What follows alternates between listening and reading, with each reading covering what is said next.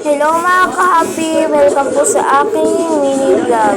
So, ngayon nga po, istuturo ko sa inyo kung paano i-hide ang ating mga following or ang ating pinapollow sa FB or Facebook. So, bago ko simulan, huwag niyo akong kalimutan ang subscribe sa aking YouTube channel, din sa aking Facebook account. So, simulan na natin. First is punta tayo sa Facebook or FB Lite. Ang gagamitin natin is FB Lite.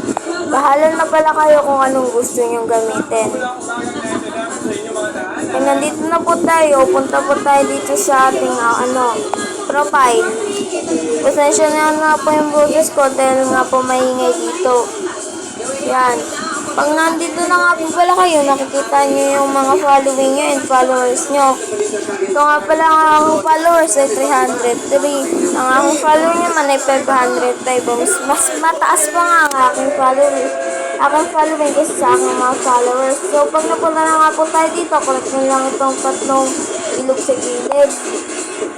Tapos viewers lang po. Ayan, pagka andito na nga po pala kayo, makikita nyo yung account nyo. Ganito nga pala yung makikita ng mga gustong tumingin ng account nyo. Makikita yung followers, pati yung following nyo. So, i-hide nga po natin. Back lang nga po tayo. Yung dot sa gilid. Settings lang po. Yan. Wait lang po. Hanapin nyo lang kung followers and public content.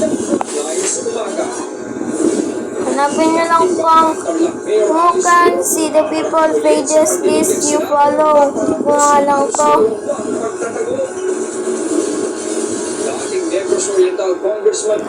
Click nyo nga lang itong only me. Yan. Back lang po tayo ulit. Punta naman po tayo ulit sa ating account. Ganito yun lang po natin. Punta po tayo dito sa tatlong bilog sa gilid. View as po ulit. Ganito nyo lang po ulit.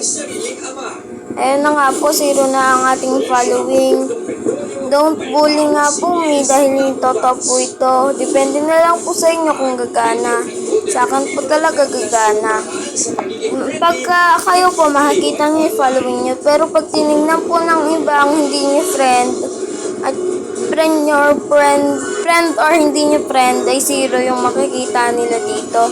Yan lang po. Thank you for sharing. Huwag nakalimutan i-follow ako Nakita nyo naman na yung account ko, Angel Infante Castillo. Bye-bye. I love you all.